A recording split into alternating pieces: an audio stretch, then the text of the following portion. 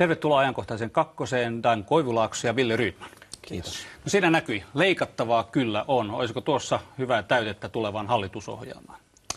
Kyllä siinä minusta ihan hyvää täytettä on, että mikäli päästään siihen tilanteeseen, että lähdetään tasapainottamaan valtion taloutta, ettei jatketa tällä tiellä, mikä lopulta johtaa samaan tilanteeseen, mihin ylivelkaantuminen on esimerkiksi Kreikassa johtanut, niin ihan hyvä, jos hallitusohjelmaan pystytään saamaan selvästi nykyistä enemmän menokuria. Jos Kreikan tielle ei haluta, niin tuosta vaan sitten tiivissä tahdissa noita. Me lähdetään ainakin siitä, että hyvinvointia pitää lisätä eikä siitä pitää leikata. Eli tarvitaan progressiivisen verotuksen korotuksia ja reiluja korotuksia sosiaaliturvaan, jotta Suomessa voidaan kaventaa tuloeroja.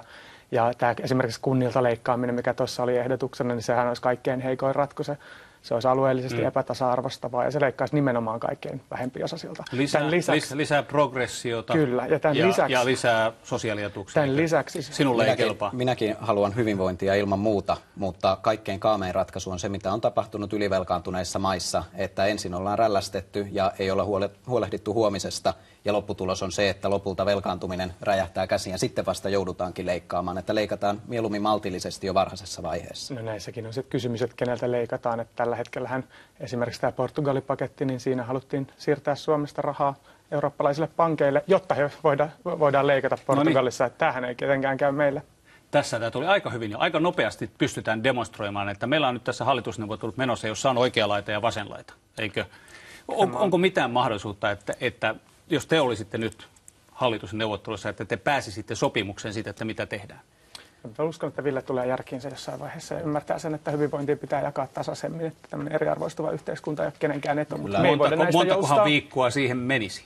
No mä luulen, että ennen pitkää Dankin oivaltaa, että ennen kuin hyvinvointia voidaan jakaa, niin sitä pitää myöskin kyetä luomaan ja ylivarojen ei kannata elää. Toki tietysti varmaan kaikki on mahdollista, mutta kyllä se varmaan haastavaa olisi meidän välillä löytää 4 vuodeksi yhteinen ohjelma, ja varmasti se on haastavaa myöskin Säätytalolla. Toki tietysti toivon, että Suomelle toimintakykyinen hallitus on 4 vuodeksi kysytään nyt näin, että vähän näitä, koska katson, että te edustatte tässä nyt puolueiden kentän tuntoja myöskin, niin millainen on tunnelma vasemmistoliiton kentällä juuri nyt? Meillä ollaan aika kriittisiä sitä kohtaan, että kokoomuksen kanssa päästäisiin yhteisymmärrykseen. Meillä on toisaalta selkeät ohjelmat siitä, miten verolisäykset voidaan toteuttaa ja tällä tavalla nimenomaan tätä hyvinvointia luoda, mitä Ville tuossa äsken ei halunnut ottaa kuuleviin korviinsa. Mutta jos tuolta nyt pystyttäisiin neuvottelutulos puristamaan tuolta Säätytalolta, niin mitenköhän kävisi? Hyväksyisikö vasemmistoliiton puoluevaltuusto, eduskuntaryhmä, hyväksyttäisiinkö tämä puolueessa niin kokoomuksen kanssa tehty sopimus? No se ei ole olennaista, kenen kanssa se tehdään, vaan että siihen sisältyy kaikki meidän omat tavoitteet. Näitä on progression lisääminen, perusturvan ja opiskelijoiden aseman parantaminen esimerkiksi indeksillä, ei lisäydinvoiman rakentamiselle, pätkä- ja vuokratyöntekijöiden aseman parantaminen, vähemmistöjen oikeuksien parantaminen. Jotka eivät ehkä sitten mene läpi. Me soittelimme hieman vasemmistoliiton puoluevaltuuston ihmisille ja kyllä sitä aika voimakkaasti tuli tällainen aika jyrkkä kanta, että niin se sanottiin, että ihme täytyy tapahtua, jos vasemmistoliitto tässä hallituksessa on mukana. No onko kyllä, se jos niin? Kokoomus vetää kovaa leikkauslinjaa ja haluaa korottaa tasaveroa ja arvonlisäveroa ja haluaa viedä kunnilta rahaa ja syytää sitä eurooppalaisille pankeille sille, että sillä voidaan heikentää kriisimaiden asukkaiden tilannetta ja heidän tulevaisuutta entisestään, niin ei me tätä tehdä. Me ollaan solidaarinen kansainvälinen liike. No, tämänkin tulee teidän joukoistanne. Onko niin, että vasemmistoliitto itse asiassa aivan tietoisesti nyt neuvottelee nämä neuvottelut loppuun, toteaa, että kokoomus ajaa kovaa linjaa, ei käy, että te olettekin matkalla hallitusneuvottelujen kautta opposition ihan harkitusti? No mä luotan siihen, mä luotan, että meidän puoluejohto neuvottelee sen takia, että saisi meidän tavoitteita läpi ja että me tehdään puolueena semmoinen ratkaisu, joka on selkärankainen. Tässä on se aika kätevää, kyllä mä lähden siitä, että puolueen tehtävä on ottaa valtiovalta ja neuvotella omista vaatimuksistaan ja ei tietenkään voida antaa periksi, jos ollaan selkärankainen puolue. Sehän on se aika kätevää, jos neuvotteltaisiin loppuun, sitten 6 puoluetta neuvottelee, 1 ilmoittaa, että ei hyväksy. Eikö siinä tilanteessa avattaisiinko sopu vielä vai mentäisikö sitten 5? Mitä luulet? Niin, toivottavasti siinä tapauksessa, että jos vasemmistoliitto lähtisi pois, niin ainakin sitten unohdettaisiin vasemmistoliiton hurjimmat vaatimukset siitä, mutta jos ne olisivat siellä, niin käynnistettäisiinkö uudet neuvottelut sitten? jotta ne poistettaisiin sieltä ne No vasemmistoliiton en minä saamat usko, puumerkit. että kokoomus sieltä erityisesti savustamassa on ketään ulos, mutta on se varmasti haastava tilanne. Ja henkilökohtaisesti täytyy sanoa, että en minä aivan mahdottoman pahoillani olisi tilanteesta, jossa vasemmistoliitto ei olisikaan hallituksessa mukana. Toki tietysti keskeisintä on se, että millainen se hallitusohjelman sisältö on, mutta kovin huolissani olen siitä, että millainen on sellainen hallitusohjelma, jonka vasemmistoliitto pystyy hyväksymään. Sinä et haluaisi sellaisen Kataisen hallituksen mukaan.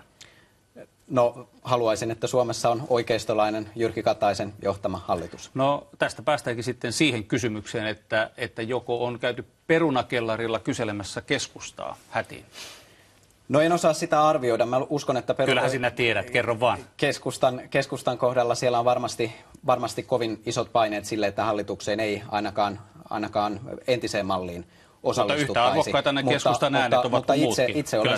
Itse olen sitä mieltä, että on tärkeämpää saada toimintakykyinen hallitus kuin sellainen hallitus, jolla on mahdollisimman laaja puolueiden osallistuminen. Tällä hetkellä tässä nykyisessä tai mahdollisesti tulevassa 6 puolueen hallituksessa on vähän sellainen ongelma, että se on ehkä postmodernein hallitus, mitä Suomessa on koskaan ollut. Että siellä on mukana kokoomus, demareiden kautta SAK pääsee vaikuttamaan. Siellä on Arhimäki, Sinnemäki, Päivi Räsänenkin on tullut mukaan. Lisäksi vielä leikkauslistat.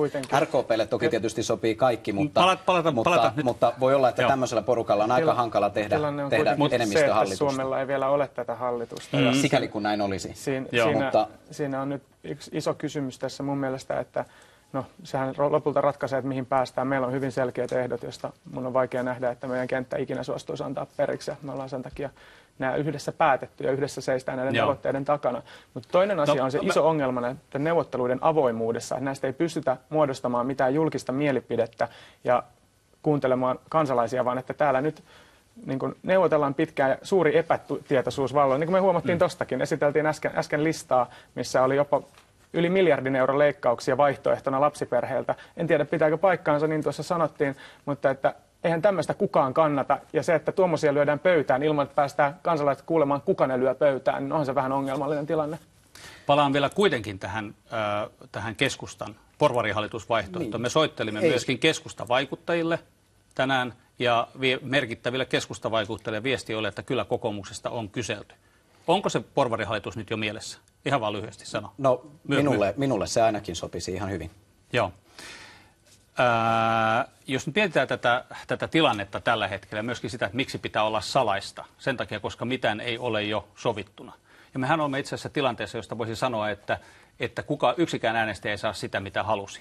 Kuka äänesti sen puolesta, että vasemmistoliitto ja kokoomus olisivat samassa hallituksessa? Kansalaiset äänestää myös politiikkaa ja vasemmistoliitto tekee politiikkaa riippumatta missä asemassaan on ja pyrkii tietenkin ajamaan omia tavoitteitaan läpi kaikilla mahdollisilla keinoilla. Tällä hetkellä yksi niistä keinoista on hallitusneuvotteluissa ja sen lisäksi se on tietysti, me toimitaan muuten puolueena kentällä ja näin. Se on tietysti iso rakenteellinen ongelma suomalaisessa monipuoluejärjestelmässä, että meillä välttämättä äänestäjä ei tiedä, mitä saa äänestäessään. Että aika riittää, niin kysyn, pitäisikö meidän mennä tähän Ruotsin malliin, että nyt olisi suunniteltu ne koalitiot, olisi ollut 2 aika valmista hallitusohjelmaa, joista olisi voinut valita, ja nyt oltaisiin jo menossa eteenpäin. Kun meillähän tilanne on se, että kaikki te sanotte ennen vaaleja, että kansa päättää. No ei kansa kyllä tästä päättää. Mä toivon, että tällainen sotku olisi käsissä. Eihän. Toivon, että mennään seuraaviin vaaleihin sillä tavalla, että demarit, vihreät ja vasemmistoliitto muodostaa yhden tällaisen blokin ja me lähdetään hakemaan yli 50% kannatusta. Eikö? Tästä me olemme yksimielisiä, että tämä olisi äänestäjän kuluttajansuojan kannalta kyllä parempi, että meillä olisi selkeät vaihtoehdot, joiden välillä kansalaiset voivat vaaleissa valita. Hyvä. Kiitoksia herrat tästä keskustelusta. Sitä voisi jatkaa, mutta kello riittää. No niin, kiitos.